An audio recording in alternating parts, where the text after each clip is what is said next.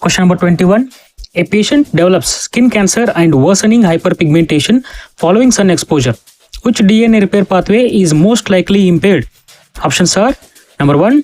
Nucleotide excision repair, base excision repair, non-homologous end joining NHEJ. Option 4. Mismatch repair. The correct answer is yes, nucleotide excision repair. So the concept here is sunlight contains ultraviolet rays that physically damage our skin's DNA by gluing letters together into speed bumps like thymine dimers. The cell uses a special repair team that acts like molecular scissors to cut out the whole damaged patch and replace it. Why the correct answer, that is nucleotide excision repair, is right? Because it is a designated bulky damage repair squad. It specifically handles large distortions in DNA caused by the sunlight. The other options like base excision repair, this team it only fixes single tiny error like a single rusted letter. It cannot fix big sun damaged patches.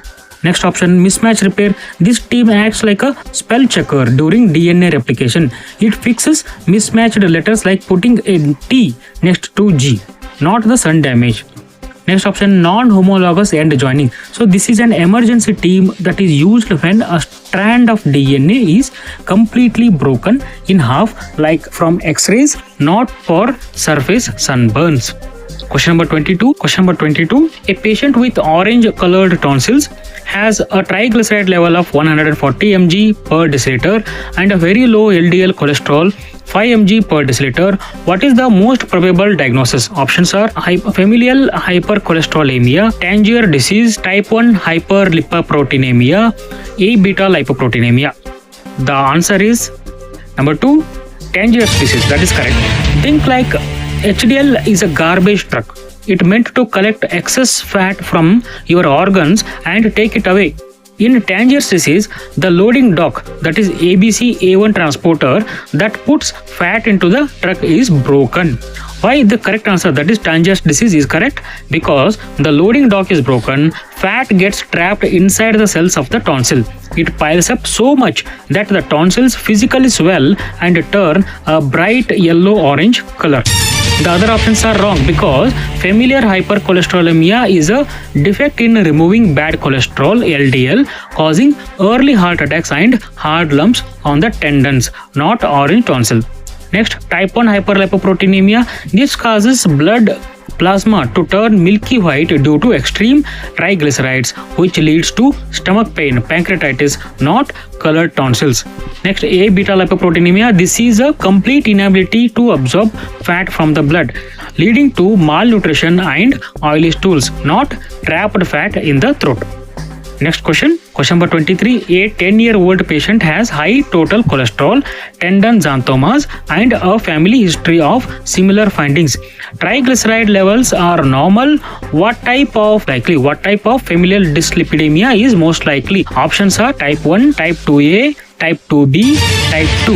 The concept here is when the liver is missing its doors, that is LDL receptors, to pull bad cholesterol out of the bloodstream, the cholesterol piles up to extreme levels. So since it has nowhere to go, it overflows into the body's tendons like the heel and the knuckles, forming hard rock-like lumps called xanthomas. Why the correct answer, that is type 2A dyslipidemia, is correct? Because by definition, type 2A means you have dangerously high cholesterol but perfectly normal triglycerides. The hallmark sign of this is cholesterol spilling into the deep tendons. The other options, type 1 and type 2B, they are wrong because type 1 involves elevated fat from the meals, that is chylomicrons, causing super high triglycerides, not pure cholesterol. It causes tiny yellow spots on the skin, not hard tendon lumps. Type 2B, this involves a mix of high cholesterol and high triglycerides. The question specifically states triglycerides are normal, ruling this out. So next question number 24. To diagnose a syndromic illness like meningitis, which PCR technique is most appropriate? Options are multiplex PCR, uniplex PCR, 3 attributed PCR, 4 nested PCR. The options are number 1 multiplex PCR, number 2 uniplex PCR, number 3 attributed PCR, number 4 nested PCR. The concept is meningitis, that is the brain cover. That brain cover infection is a deadly emergency. When a patient arrives at the hospital, you know they have a brain infection, but it could be caused by 10 different types of bacteria or viruses. You do not have time to run 10 different separate individual tests. So why the correct answer, that is multiplex PCR, is correct? Because multiplex PCR means test acts like a single net that fishes for multiple different germs at the exact same time using just one sample. Why the other options are wrong? Because uniplex PCR, it only looks for one specific germ at a time. If you guess wrong, you have to start all over again, wasting precious hours. Nested PCR, this is just a two-step method to make a test extra precise for one specific target. It does not look for multiple targets at once. So next question number 25. Question number 25. A 45-year-old man is evaluated for electrolyte imbalance. Sodium 130 millimole per liter, chloride 84 millimole per liter, bicarbonate 16 millimole per liter. What is his anion gap?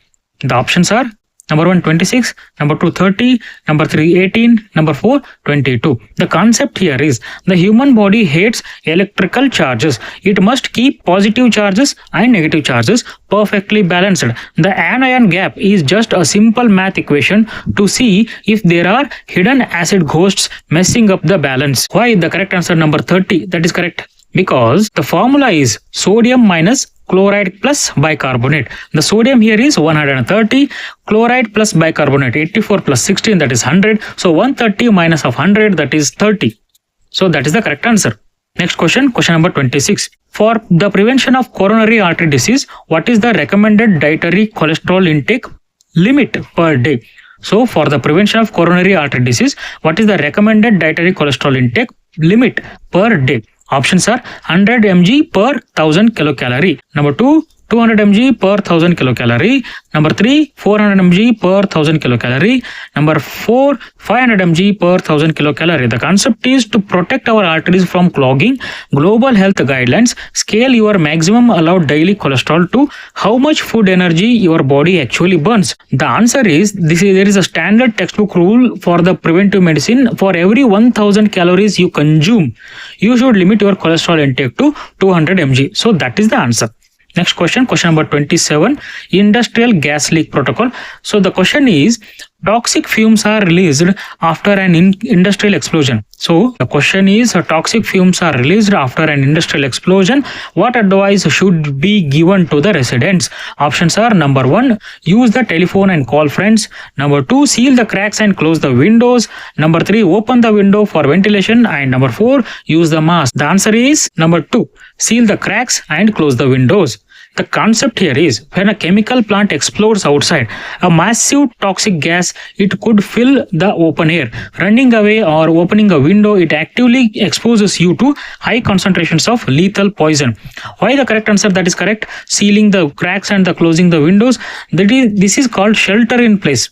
So staying inside, shutting the windows and blocking cracks with wet towels, it creates a safe physical barrier that keeps the poison cloud outside until it blows over. The other options are wrong because using a mask, there is a standard mask, they only block dust and dirt. The toxic chemical, it gases, they easily pass right through the mask and offering zero protection. Next option, opening windows for ventilation. This is a catastrophic because it literally pulls the outdoor toxic cloud right into your home. So next question number 28. Question number 28, a new community intervention is initiated to reduce prenatal sepsis. Researchers allocated 20 PSCs to receive standard care and 20 PSCs to receive a community-based intervention. What type of study design is this? Number 1, cross-sectional study. Number 2, case control study. Number 3, quasi-experimental study. Number 4, cluster randomized control trial. So the correct answer is cluster randomized control trial. The concept is, if you want to test a new healthcare protocol across villages, you cannot randomize the individual people because neighbors talk and share advice ruining the data. Instead, you must treat an entire clinic or village as one single unit. Why the correct answer cluster randomized control trial is correct? Because a cluster simply means pre-existing group. When researchers put whole group like 20 clinics into a lottery rather than individual patients, it is called a cluster trial. The other options like cross-sectional study is just a temporary survey or snapshot of population. It does not involve testing or giving intervention. The case control study, this looks backward in time to compare sick people to healthy people to find an old cause. It does not test new treatments. Question number 29, fluorosis. A 20-year-old resident of Andhra Pradesh, presents with outward bending of the lower limb and signs of osteoporosis. So his diet mainly consists of rice and jawar roti. Which of the following interventions will not be helpful? The options are number 1, provision of running surface water drinking. Number 2, change the water source. Number 3, fluoride supplementation.